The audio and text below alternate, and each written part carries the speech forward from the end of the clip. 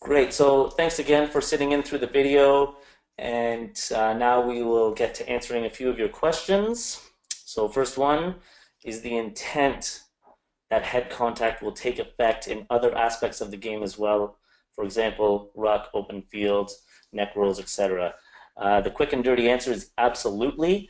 Neck rolls are definitely an avenue by which we will need to be very vigilant. And it's something going through referee development processes that will be encouraging officials when approaching the contact area to add the clean out and really looking for that clean out as part of their breakdown checklist. So identifying the tackle, has it happened? Is there a tackler? Moving on to rights and responsibilities of individual players. And then as the entry points come, are we looking for that clean out, and are we making sure that it's not around the neck? I get that it happens in a flash of a second, but once we get the hang of adding it into our checklist, hopefully it's something that that we become aware of as we move forward. Let's see. To answer Dale, no, you won't see the questions, but I will read them as I answer them. And yes, I can send this to Helen Gray. What I'll do is I'll just skip through the questions that are kind of individualized and make sure I address them at the end separately and individually. So putting themselves, did you just say players putting themselves in a position to be tackled high may be sanctioned? No, sorry, if that's the way it came across, I did not mean it that way.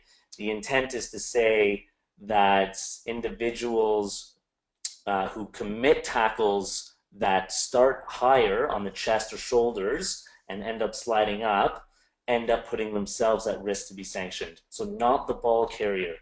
The only time a ball carrier can be sanctioned for dangerous play around the head or neck is with a striking motion with the fist or open hand or elbow. That is not to say that fends are illegal. Fend-offs to the face are still legal, although that may be revisited. However, striking an opponent, which is up to the referee's interpretation, using any part of the hand or forearm or elbow can certainly lead to sanction as well. Okay, I'm just scrolling through some of the names here. Yes, the ball carrier may indeed be sanctioned. Should have answered that there.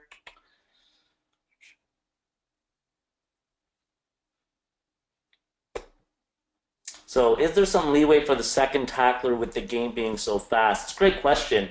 I think the incident with Brad Barrett and then Barrington for the Saracens, I believe, a couple of weeks ago, really outlined this. It really depends on, I believe, not the intent of any player, but sometimes the physics that leads to it. The outcome of that in the moment was the second player who ended up hitting the ball carrier high, Parling, got the red card, and there was no sanction for the first tackler, which was Barrett, who made contact around the head as well. Looking back, the agreement was that the first tackler should have been the one who to have received a red card, and then because he changed the angle of the ball carrier, the second tackler was actually should have received the yellow card. Just be aware that because the second tackler is still going high, if you go back to the reckless definition, as soon as they should have known that they could make contact with the head. I know it seems long, however, that is a really good outline for when you decide whether or not a yellow card needs to be handed out.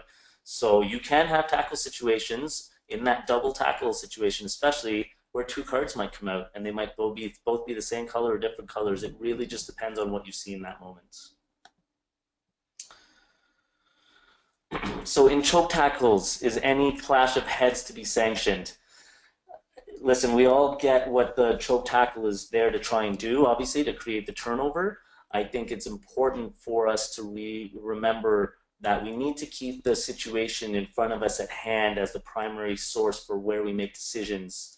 So when it comes to the choke tackle, the positiveness of that is that the team trying to hold the ball carrier up is still committing a positive rugby action.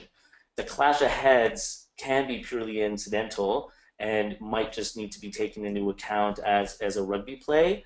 However, it might depend on at what point does that clash of heads happen. If it happens before the wrap even happens, I'm not saying we're going out and red carding someone for striking with the head or headbutting.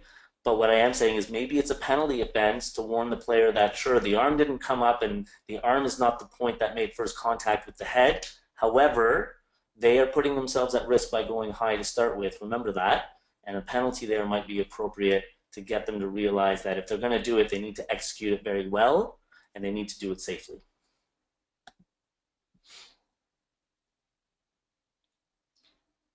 So good question about preventative penalties in relation to dangerous tackles. So even if the tackle wasn't quote unquote high but slid up, would a penalty be appropriate in the circumstance? I would say it depends entirely on the situation, again, that's in front of you. What age grade are you refereeing? Is it a senior game for the men or women's side, or is it a very brand new kids to playing contact version of the game? That might be a good starting point for you. The other point you might want to consider is as soon as it slides from the shoulder to above the line of the shoulders, we're in penalty territory at that point, right? And we saw that with some of the clips of the chaser, where that defender is looking to go over top of the shoulder. That's now a penalty. So you're perfectly well within your rights, even if they don't necessarily make contact with the head or neck, to penalize that action.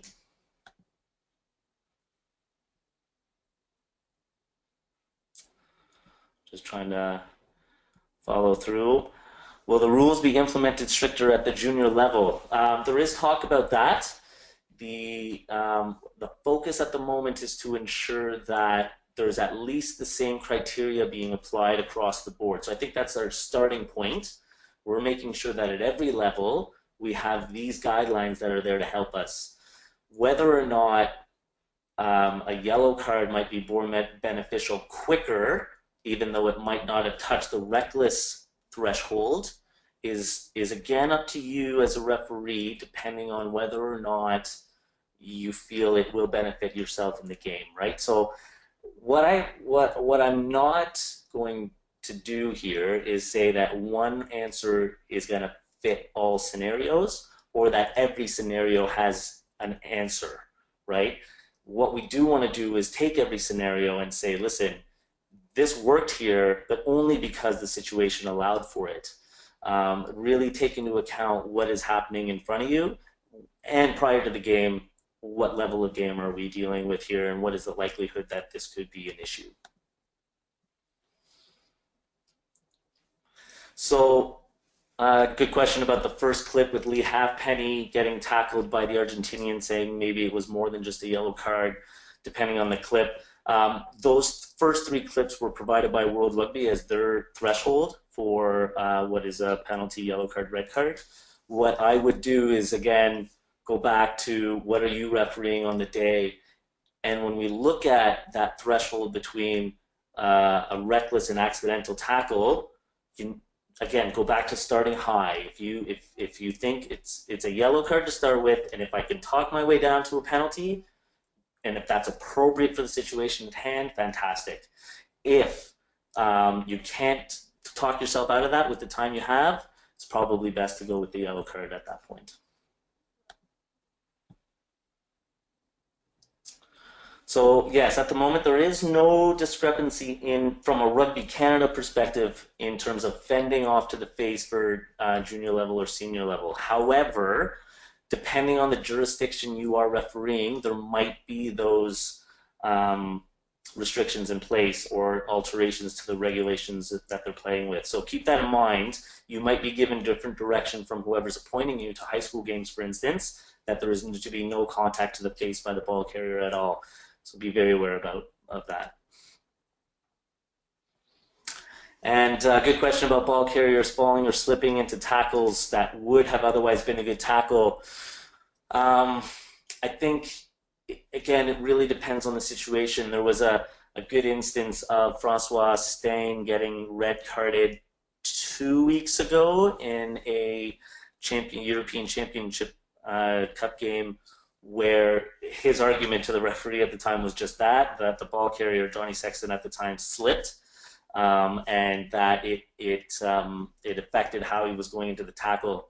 However, when you look at it objectively, he had so much opportunity to really get down and, yeah, make a good, strong, hard tackle, but clearly around the waist, right? So players that end up torpedoing, where the ball carrier will literally hunch with their shoulders at hip level to fight through, that is, I think, where we might have to be a little bit more discretionary and making sure that we're refereeing what's in front of us and using some common sense. However, in open field situations, and again, we saw that with the line breaks in that women's game, in the one clip of the men's game, where you had a lot of reaching. And that, I think, is where we really need to be focused on, is that reaching aspect of the tackle situation that can lead to some very dangerous play.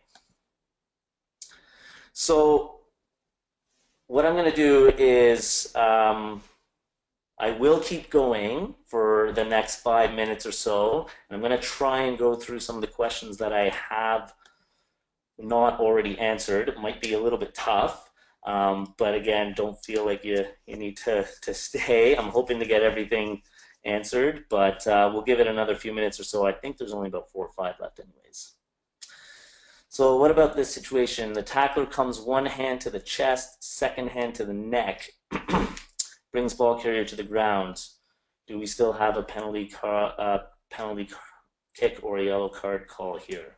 So again, the tackler absolutely has put themselves in a position to be liable to be yellow carded, right? The second hand to the neck, you don't need to wrap with 2 hands around the head or neck. As soon as you make contact with the head or neck, you are now liable to be penalized with a card.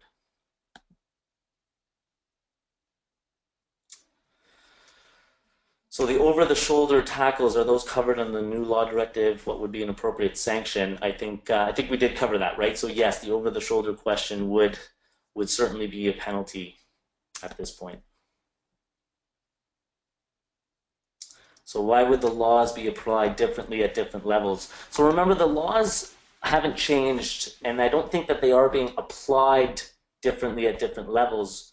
What I think is what we're doing is using the idea of preventative actions in some cases, especially with lower levels, to say that I'm going to try and work to change behavior quicker and earlier in a match, because let's just say it's an under 16 boys or girls game where the players are very, very new to contact, especially high school kids who might be playing the game for the first time at 14 or 15 years old.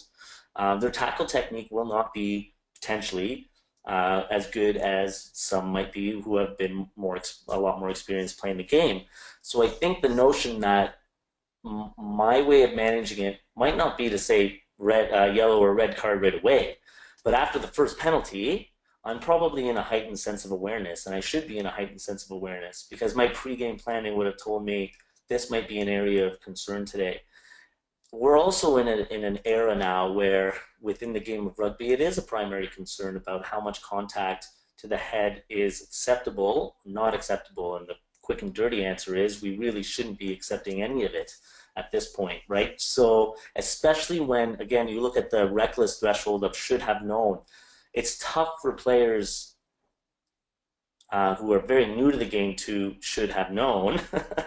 But I think we're also expecting that coaches do due diligence here to make sure they really understand, A, the responsibility of the tackler, and B, that the intent of this is to really lower that tackle point. And if you in your game management can apply the laws in order to get compliance with those and get that tackle point lower earlier in the game, you might have quite a bit of success. Okay, last question.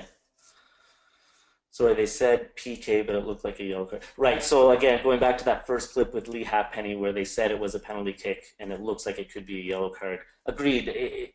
It could have been a yellow card, right?